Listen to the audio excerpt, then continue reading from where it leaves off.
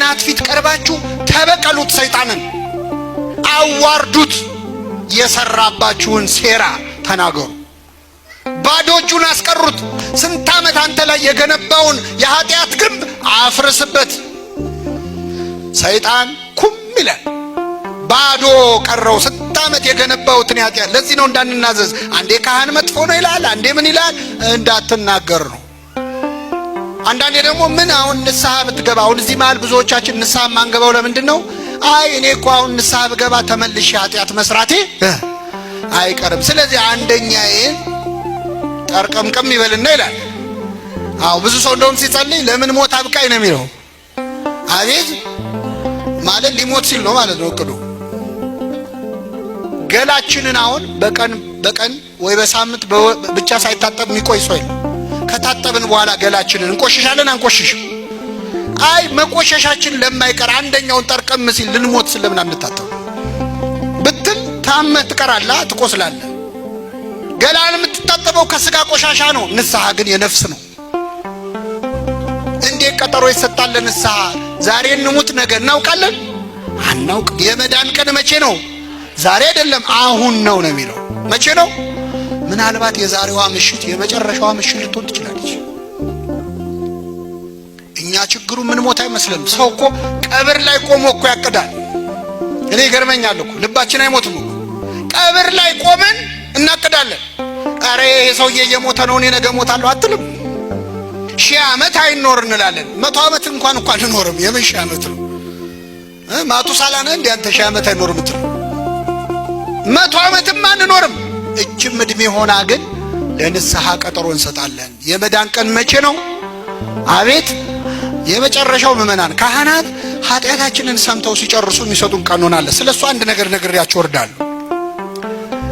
ምን ይሰጠናል? ቀኖና ጾም ይሰጠናል፣ ጸሎት፣ ስግደት፣ ምጽዋት ብዙ ነው። በቤተ ክርስቲያናችን ፈውስ መንፈሳዊ የሚባል መጽሐፍ አለ።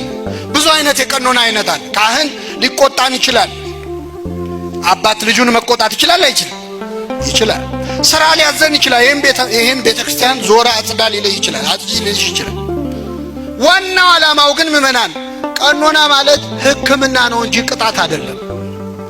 የሚሰጠን ጾም የሚሰጠን ስግደት እኛን ከኃጢአት ምን ለማድረግ ነው? ለማላቀቅ። አሁን እኛ የሚመስለን ምንድነው? ብዙ ኃጢአት ላለበት ሰው ብዙ ስገድ የሚባል፣ ትንሽ ኃጢአት ላለበት ሰው ትንሽ ስገድ የሚባል። እንደዛ አይደል? ቤተክርስቲያን እንደውም በተቃራኒው ነው የምትሰራው። ብዙ ኃጢአት ላለበት ሰው ትንሽ ስገድ ሊሉት ይችላሉ፣ ወይም ዝም ብለህ ሂድ ብለው እሳቸው ለሱ ሊሰግዱለት ይችላሉ። ምክንያቱም ብዙ ስገድ ከተባለ አንደኛ ስግደቱን ሲሰማ ተስፋ ቆርጦ ሊጠፋ ይችላል።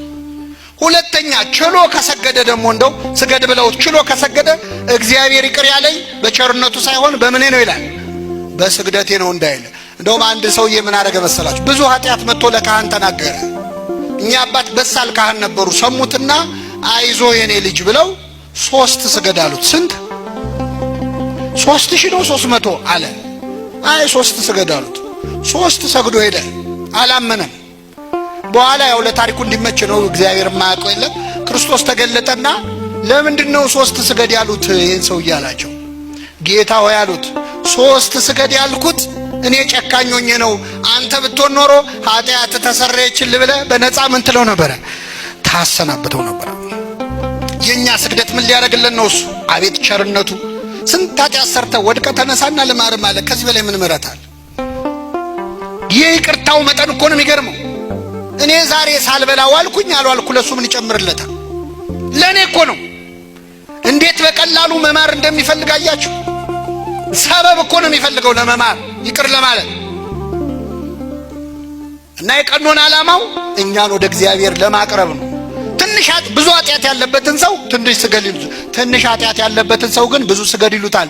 ምክንያቱም ይሄ ሰው እንዲበቃ ትንሽ ነው የቀረው።